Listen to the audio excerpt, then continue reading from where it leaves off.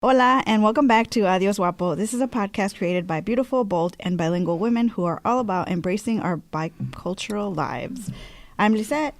I'm Melissa. I'm Maria. I'm Lisette. Flaca here. Hi, it's Jessie. With Mother's Day coming up, our topic will be mother-daughter dynamics. Mm-hmm.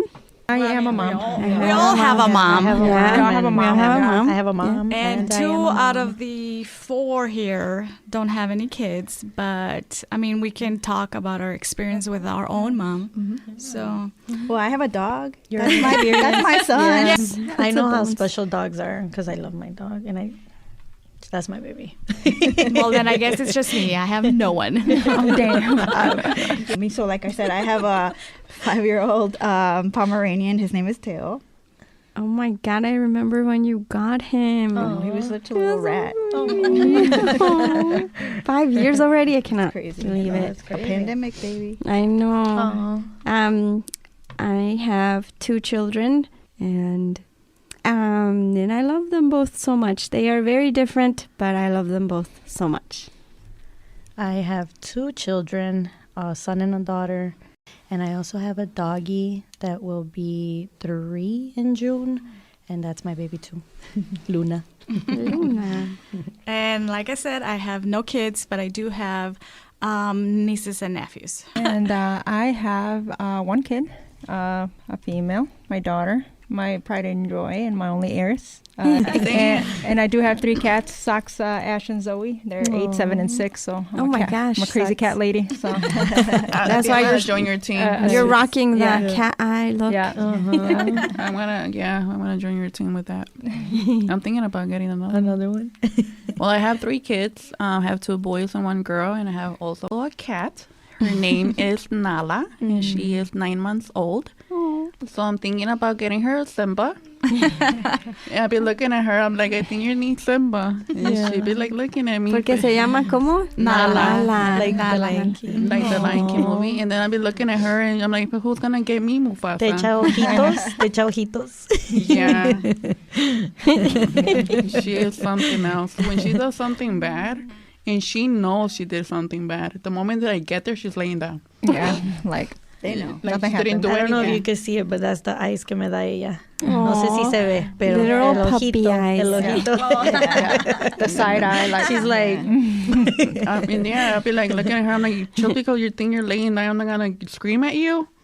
But then she'll be looking at me like all like weird. I'm like, okay, fine. it melts your heart. Yeah, it does. you're not gonna do anything. No, and I don't. I just go pick up her mess. She looks at you like, and I would do it again. And for real. And she does. So Lisette and I mean Lizzie, Lisette number 2, Yeah. whatever. We bonded again like during COVID because we both love BTS, but then we also found out we both watch Korean dramas. And so we were watching this recently Korean drama. I don't think we can say the name, but it's on Netflix. Yeah. El mandarino. Las mandarinas. Mandarinas. Las mandarinas. And it's, oh my God, every single episode I was crying, but not crying like, but like bawling. Yeah. And like mis ojos se hinchaban y I don't know, pero the like mom and daughter dynamic is like, makes me think of like how I used to act when every single age, like every kid is like different with their mom, and then you kind of find out why, but we don't have the vantage point of the parent or the daughter. We have our own point of view.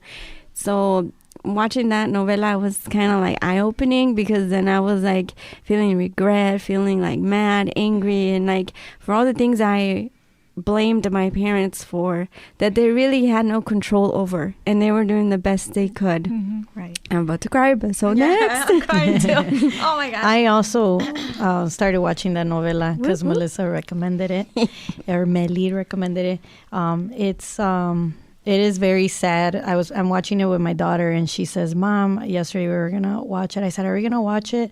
And she says, "Mom, it's very sad." And she's like, "I don't think I want to watch it today."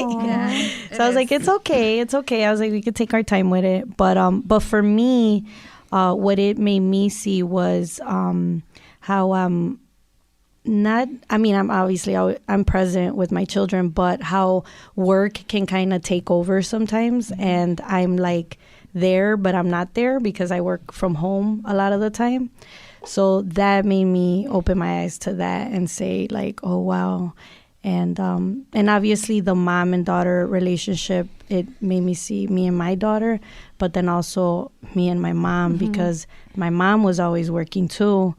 And, you know, she wasn't around a lot when I was younger, but it was because she was working. Yep, right. And so like, you know, through the years I've navigated with that, and, you know, lots of years of therapy and lots of self-work have helped me through that. And I'm in a place now where I understand, and I'm not upset anymore. I'm not angry, because I had a lot of anger for a long time over that.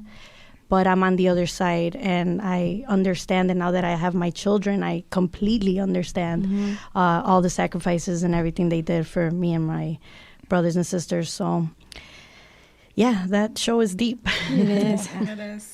Yeah, I started watching it. Did you? Yeah, Yeah, did you nice. watch it? No? I'm on episode 6, I believe. Okay. But yeah, Yeah, the first it's episode I around was there. crying. I'm like, what is Yeah. this? Yeah. And I think it's nice that it's 3 generations, right? Yes. Right. So you see it through those, and like for you, Maria and Meli, who have a daughter, right? And Jesse. And And Flanca. Flanca, yeah, all of you have a daughter. Yeah, we all have girls. Yeah, But I guess because to we saw see- the show with them. Yeah. like how, you know, it happened to you, then you could do it to them, or how in the back of your Yeah. mind you're like, well, I'm not going to do this because so and so, but then other times you're like, well, now I get why they did behave this way. And then you remember your mom saying, vas a saber cómo se Cuando siente cuando tengas tú tengas hijos. los tuyos. Yeah, And it siempre, is, it's true. Decían Yeah. eso. So I just started watching it, and I can definitely relate from the mom's perspective. There was a little moment when I was younger where obviously I had my daughter when I was about 17 and a half, and I, you know, was working a lot, trying to keep all these part-time jobs and trying to finish, you know, school and stuff like that. And I questioned, you know, do I fit the part? And I don't know if you guys remember, but at the beginning of the series, it talks about, you know, the daughter being put away at another family, right? So that somebody could take care of her, right? For her better well-being, right? And I wanted for a little bit to go out to the military so that, you know, I could bring back benefits for her in the long run. And there was times where I didn't feel like I fit the part, right? Like she would be better off with my mom while I went to go find a better future for us and stuff like that. But once I got to the recruiting office and I had to sign the paperwork, like if something happened to me in war or in battle, like who would take care of her and stuff like that. And I couldn't bring myself to sign that piece of paper. So I can definitely relate to like the mom character, where it's like me raising my kid as a single mom. Pretty much her dad and I didn't work out like a year and a half in, and I knew it was it. Like I was going to have to, you know, bear down. So there was definitely times where I was like, okay, well, I'm working so much, I'm really not spending that much time with her. And there was luckily 2 of my jobs, you know, I could bring her with. So she was, you know, helping me out, you know, doing certain things or whatever. But yeah, definitely like working a lot and being away from her, you know, I felt like I could have done things a little different. And, you know, there's a lot of regret and stuff like that. But, you know, she bloomed into such a really good girl. So I think she understood. And because our bond and our strength, you know, together, like it's us against the world kind of concept, and it's still us against the world, like till this minute, like that's our saying. So I can definitely relate to that. So don't spoil it just yet, because I'm only like in episode 3, so don't I spoil think it. I'm on like 5 or 6. Yeah. like, with Six. this. I need to start watching it then. Yeah. You do, Yeah. Jessie. Ahí te pasamos el nombre al rato. Yeah. Algo nomás con mandarinas. I think it's cool that you said that, you know, I didn't know that story that you said about the military, right? Yeah. And it's a little kind of like what you said right now, you have regrets, but also you have to think about like not signing that. That is something that could have altered your life Major. completely. Absolutely. Yeah. And like, And I her think life about that too. all the time. Yeah, I think that all the time. Like, what would have happened, right? Yeah. And then, you know, in introverts, I also think like, what if I didn't have her? Like, where would I be if I didn't have her? Like, if God said I'm supposed to have a kid at this age or whatever, it was like meant to be. I believe like we're all in a journey and a path where we're supposed to be somewhere at a certain place at a certain time, right?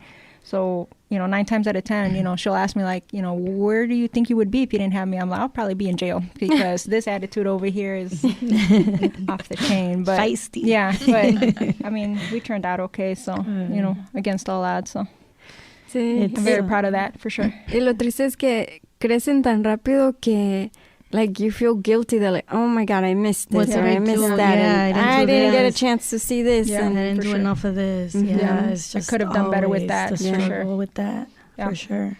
And I can only imagine when you have more than one, it's even harder, right? Because you have to split your time.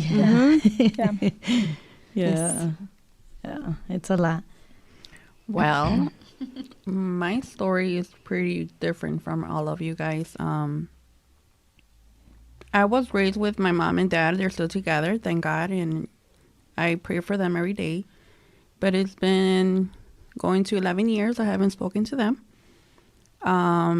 Looking back at my mom, what she didn't know any better. Esos son los típicos mexicanos del tiempo de antes, like, you have to stuck there, you have to go ahead and do this, do that. And my mom was the kind of person, se hace lo que que digo yo y se hace y punto final. I don't care what you're feeling. They don't care about therapy. They laugh at you. They don't care about your feelings, or if you're feeling sad, párate y ponte a limpiar. That was her therapy. Yeah. So she will get a lot of calls from school. Oh, Jessica was not here in class, but she wouldn't get the concept, Mom, I was there, but then pick up the sheet. They pick up the sheet. The school and the students knew my mother from far away already. So when they would tell me, oh, your mom is here already, I'm like, damn, again. But at the same time, I was already at home, ya me había pegado, ya me había regañado, ya me habían dicho de cosas. And I will feel bad. I will feel like kind of stupid in a way. I'm like, why am I still going through this? Why am I going through this? Why is she not accepting it? Why is she not believing me? And she will go to school and she will talk to the principal. She will talk to the teachers, all of them, all 12 teachers. And they will tell her, she was here, she was here. She never said sorry to me. Never said sorry to me. Her way of saying sorry to me was, well, we'll get home. She was there at the kitchen. ¿Tienes tarea? No. Okay, arréglate, vamos a ir a la tienda. That was her sorry. So I will go to the store and fuck yeah, I will get the expensive shit. I will always be rocking the expensive shit. But that was her way of saying sorry. And now that I have kids, I kind of get it.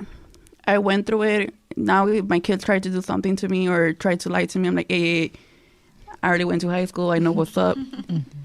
You know, it's not your first rodeo. Yeah. So, but I would never do that kind of things, though. Hay cosas que te hacen tus papás. You're like, okay, I'm never going to do this to my kids. So now that my kids are growing, yeah, they don't behave good, I'm going to say, because I went through it too. You go through a phase. And the only thing that I do now is just support it. Yeah, I tell them my 2 cents. I'm like, you did wrong. Or you did this, or you did that. But I'm never going to raise a hand to my kids. Mm-hmm. That's the thing. And I always tell my daughter, si haces algo que piensas tú que me vas a hacer enojar, o que me salgas con tu domingo 7, tell me. Please tell me. I'm always going to support you. I'm always going to be there for you. I'm never going to give you my back.